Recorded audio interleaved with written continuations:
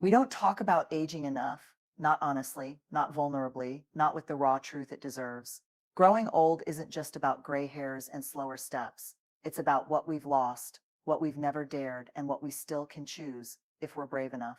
Old age becomes a trap the moment we stop living boldly, but it doesn't have to be that way. This is about waking up before it's too late, because aging doesn't steal your life, numbing, pretending, and playing small does. Let's talk about what you need to do before time slips through your fingers. There's a quiet moment, often in our 30s, maybe 40s, when we start choosing comfort over courage without even realizing it. We stop leaping. We stop questioning. We start calculating risk in a way that chokes the very part of us that once dared to believe we were meant for more. You know that voice? The one that used to say, go for it, what if it works? Somewhere along the way, we taught it to whisper, or worse, we stopped listening altogether. It's not your fault. We were raised to believe that a predictable life is a successful one. Stay safe, follow the rules, don't stir the waters, get the job, buy the house, keep your head down. And so we build lives like fortresses, strong on the outside, but echoing with emptiness within. And we call that security. But security without soul, that's a prison, one that looks like comfort on the outside, but feels like quiet desperation on the inside. We cling to what we know because it's familiar, not because it's fulfilling. We say we're being responsible when what we really mean is I'm scared to want more because wanting more risks disappointment. It risks failure. It risks being seen. But here's the brutal truth we don't talk about. Safety is not the same thing as aliveness. You can be the safest person in the room and still be dying inside. The saddest stories aren't the ones of people who tried and failed. They're the ones of people who never tried at all, who stayed quiet, who stayed small, who waited for the right moment until life quietly passed them by.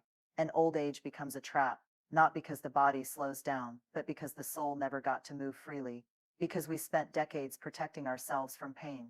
And in doing so, we also protected ourselves from passion, from purpose, from presence. You start dying the moment you stop daring. And we think we have time, but time is not something we own. It's something we experience, moment by moment, choice by choice. So ask yourself this: what have you made more important than your own aliveness? Who told you that it was noble to shrink, safe to settle, wise to wait? And more importantly, what if they were wrong? There's a silence that feels like safety, but it's actually just slow self-abandonment. We all do it. We bite our tongues in the name of peace. We nod when we want to scream. We say it's fine when it's anything but. We carry truths like they're shameful secrets, when in reality they're the keys to our freedom. You know the moments I'm talking about, the ones when your heart clenches and your throat tightens and something in you says, this isn't right, but you don't say anything. Because you don't want to upset them, because you don't want to seem too emotional, because you've been taught that your truth is too much or not enough. So you swallow it, again and again and again. But here's what they never told us: every time you silence your truth to protect others, you betray yourself. Every time you choose their comfort over your clarity, you lose a piece of your voice. And it doesn't happen all at once. It's slow, it's subtle, it's quiet, until one day you wake up and realize you don't recognize yourself anymore. You've become a version of you that's palatable to everyone else, but completely foreign to your own soul. You start aging not when your body changes, but when your voice disappears. Because unspoken truths don't just vanish, they fester, they turn into resentment, they turn into regret, they turn into what ifs that haunt you in the stillness of the night. The hard truth: silence isn't strength if it comes at the cost of your self-respect. You want to know how people grow bitter in their older years? It's not because of what others did to them. It's because of what they never allowed themselves to say. All the truths they buried, all the boundaries they ignored, all the moments they had a chance to honor themselves, but chose approval instead. And maybe it served you once. Maybe silence kept you safe when you were younger. But now it's keeping you stuck. It's costing you connection. It's costing you authenticity. It's costing you your own damn life. So here's the invitation. Say the thing. Start with the smallest truth if you have to. Speak, even if your voice shakes. Speak before time takes away the chance. Because every truth you honor is a step back home to yourself. There's a version of you back there, smaller, softer, unsure, maybe scared, maybe angry, maybe numb, maybe just doing their best to survive a life they didn't feel ready for. And instead of offering that version of you grace, you've been offering them judgment. You replay the mistakes, the wrong turns, the missed chances. You criticize the choices they made, the people they trusted, the dreams they abandoned. And you whisper to yourself, why didn't I know better? But here's the truth you need to hear. You didn't know better because you hadn't lived enough yet to know better. And that's not failure. That's called being human. You were never supposed to have it all figured out. You were supposed to try, to stumble, to learn the hard way sometimes, to love people who couldn't love you back, because you needed to understand the shape of your own heart. And yet, we carry shame like it's a permanent scar. We tell ourselves stories like, I should have left sooner, I should have stood up for myself, I should have seen the red flags, I should have tried harder. But that version of you was already trying as hard as they could, with what they knew at the time, and holding on to resentment toward them. It's like being angry at a child for not knowing calculus. It's cruel, it's unfair, and it keeps you stuck in a loop where healing can't happen. Because the truth is, you can't age into wisdom until you make peace with the seasons of your ignorance. You can't grow into grace until you stop punishing yourself for being green, for being lost, for being beautifully, painfully in process. When you look back and all you feel is shame, you're missing the point. Look again, look softer, see the strength it took just to keep going, see the courage in how they tried to love, even when they didn't know how, see the bravery in every broken version of you that never stopped believing there was something more. Old age becomes a trap when we live inside regret, when we spend decades fighting ghosts of our own past instead of loving the soul who walked through hell just to get here. You don't have to love who you were, but you do need to stop resenting them. They got you here, and they deserve to rest, so let them. We talk about fear like it's something to be avoided, like it's a sign that we should back off.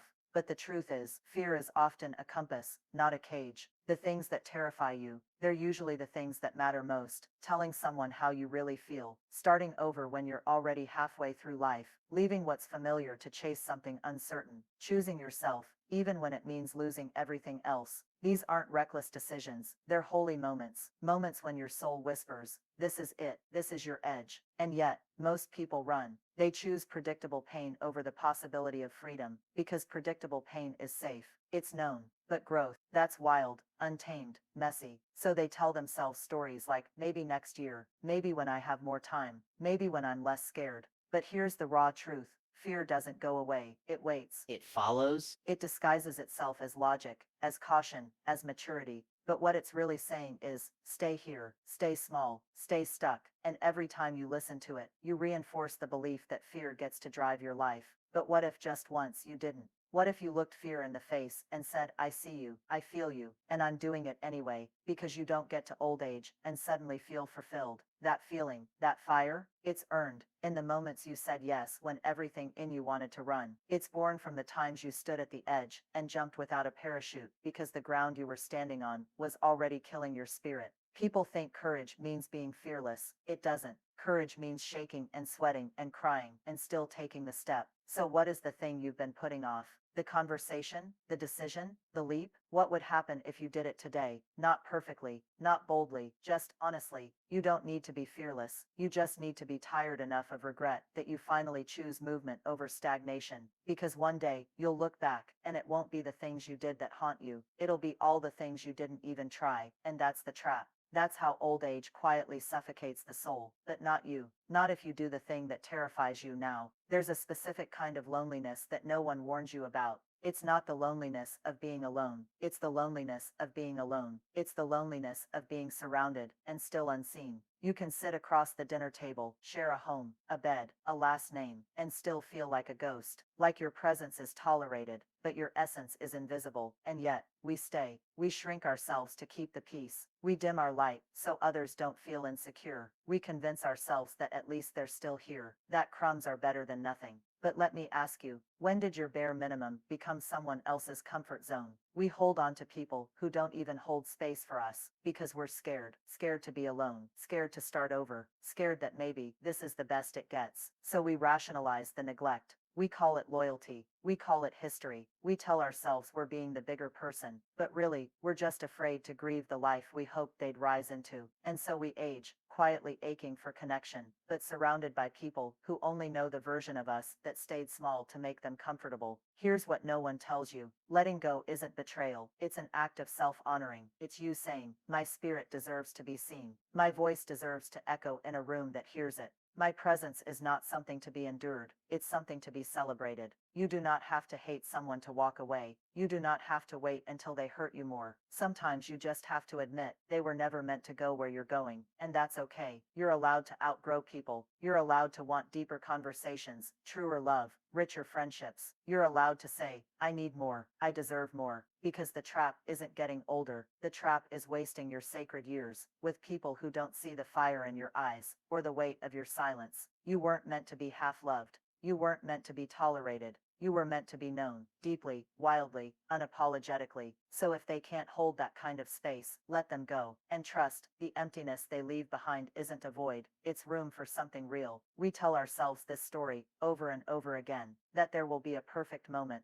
a sign, a window, a clear sky that tells us, okay, now you can begin. So we wait. We wait to feel less tired. We wait to feel more confident. We wait until we have enough money, enough clarity, enough proof that it'll work. And while we wait, life quietly moves on. Days blur, years dissolve, dreams that once felt electric begin to fade, not because they weren't meant for us, but because we waited too long to give them breath. The lie is that readiness is a prerequisite for action, but readiness is actually a result of action. You don't feel ready and then begin. You begin, clumsy, unsure, afraid, and become ready through the doing. But no one teaches us that. They teach us to prepare endlessly, to fix ourselves first, to rehearse the speech 100 times, to write the book only after we've lived the perfect ending, to hold off on love until we've healed every part of our past, and we mistake perfection for permission. But here's what I've learned. Life doesn't wait for you to be ready, it shows up. Raw, unfiltered, it invites you, today, to meet it as you are. And if you keep saying, not yet,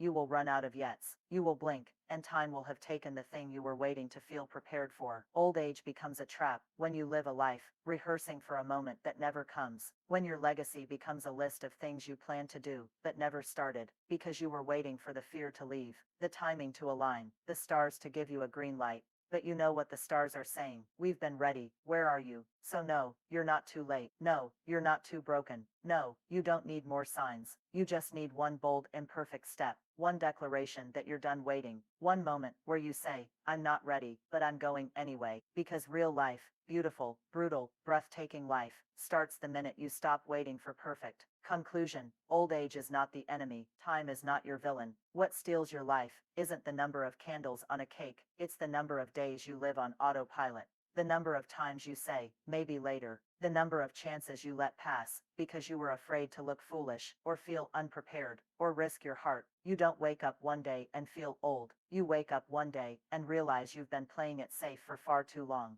You let too many truths stay buried. You carried regret like it was your identity. You allowed fear to speak louder than desire. You stayed too long with people who never saw you. You kept waiting to feel ready when all life needed from you was to show up now. But here's the thing, it's not too late. Even if you're in your 30s or 70s or somewhere in between, even if you've made 1,000 wrong turns, even if you've burned bridges and built walls, even if you've wasted time, because as long as you're breathing, you are becoming, you are not done. So speak the truth you've been swallowing. Forgive the version of you who didn't know better. Do the terrifying thing, let go of those who can't see you, and stop waiting for the green light that will never come. Give yourself permission to live out loud, to live messy, to live